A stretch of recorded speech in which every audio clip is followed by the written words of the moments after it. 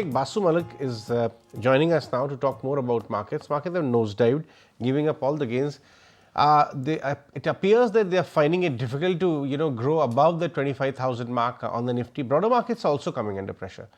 Abhishek, who blinks first, the patience of the investors or the bulls and the bears? Both are equally confused. So much gains have been made.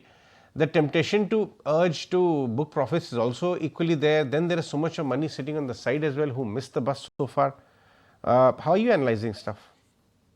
So, first of all, good afternoon to you and all your viewers. See, I think I'll give you a very small anecdote. Whenever I'm meeting people now, the most prevalent sentiment that I see across is people are very, very cautious. So I think now being bullish is more a contrarian approach. So I am personally bullish. I think right now we are in a stage where we're just sort of consolidating for some time before the next leg of up move starts. And we'll probably see some sort of sectoral rotation once again, which I think has been very healthy over the last year. We've not seen any one particular set of stocks go up to an extent where we can say that they are in bubble territory.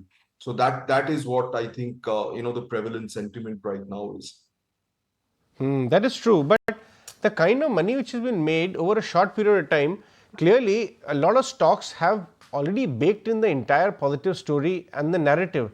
And by the time actually the big boost in earnings would come, there could be a massive time correction. So is it prudent to stay invested for that period of time? It could be 1 year, 2 year, or is it prudent to take some money off the table to at least when you get an opportunity to deploy back? What's the right strategy in your view? See, honestly speaking, I think that timing both entry and exit correctly is going to be very, very difficult. And the other factor is the liquidity factor in terms of the money flow into the market. We've seen that DII flows have been very strong. Increasingly, foreign investment is also beginning to pick up. So once that starts happening, it might be difficult to see very large, deep corrections, right? So it might be difficult, phase to determine whether you want to stay put or take out money. But I would personally prefer remaining invested because as long as the companies are performing well, whether they perform or whether they don't perform for the next 2 quarters, I think is fine, as long as the overall trajectory in the next 2 to 3 years is probably significantly higher from here. Fair point. Talk to us about where you are looking for value. Is it beaten down chemical names? Is it the unsecured lenders, some of them which have got beaten down and are trough valuations? Because one has to find margin of safety somewhere. Correct. So I think there are a lot of pockets of space where there is value. There is turnaround stories which are happening.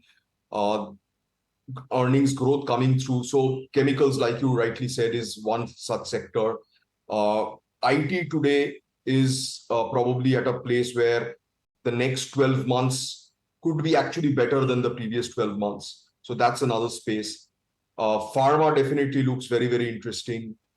I continue to be very bullish on the overall India manufacturing theme. I think that's a very long-term story. It will take a lot of time for it to play out, and we will have very large winners over the next decade. So let's talk about IT a little more. The top 4 IT companies have kind of run up quite a lot between the 2 quarters, and now the visibility is better. But the big action in growth, in commentary, very dynamic commentary, and display of numbers are actually happening in the mid-tier IT companies. But the sad news is that they are no longer cheap. Is it fine to get into some of those names once again?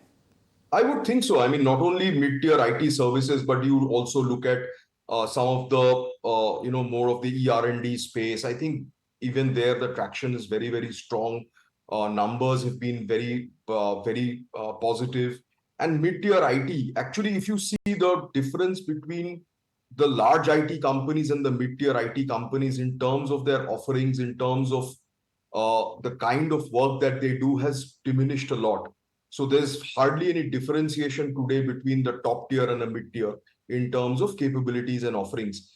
And also from a customer perspective, what is happening is a lot of these large customers are breaking up their big billion-dollar orders into smaller pieces. So you have a time when some of these mid-tier companies are also able to bid for projects which they were unable to do so earlier.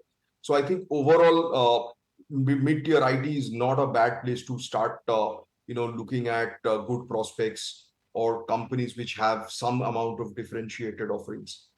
Right. Let's talk about another area which has not done very well. The lower end of the K, the value retail guys, the footwear, the sub 1,000 rupee footwear kind of guys. A lot of stuff which was actually the mid tier India or lower rural side tier 2, tier 3 India used to use. Now people are finding it merit there because the government focuses there. There are early green shoots. Are valuations fine, comfortable enough to start hunting for ideas, or would you still stick to the premium offering beneficiaries of luxury, etc.? No, I think you've sort of picked the right theme. The last 2 days I've been actually reading up, focusing on a couple of these footwear brands who've been sort of not done anything for the last couple of years, and I don't know whether we'll end up investing in them, but definitely that's a place where there is value, where the businesses have gone through tough times, and things probably in the next 6 months to a year is going to look up from where they've been. So definitely a place. Another place I think we've not discussed today is life insurance, general insurance. That's a space that has been sort of completely ignored by the market. And that's a place again where I think a lot of regulatory and policy making churn had happened in the last 5 years. Things have settled down. Uh, it can only pick up from here, is what I would think. PSU kind of insurance names, or private as well, or health insurance? I would stick with the private names, where if you look at, say, the health insurance companies, which are PSUs, the government is suggesting that they sort of scale down and become profitable, so that might be challenging, whereas actually the business is picking up in the private space. Same case for life insurance, but life insurance, I think LIC is also doing well.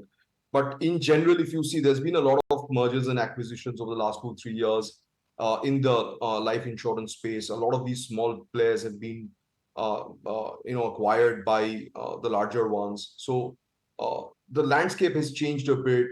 Uh, Policies have changed over the last 2 3 years. Now I think there's some kind of an equilibrium that has happened. So the companies will now be more probably focused on getting back on the growth bandwagon. Right. All right, Abhishek, we'll let you go on that one. Thanks so much for your time this afternoon.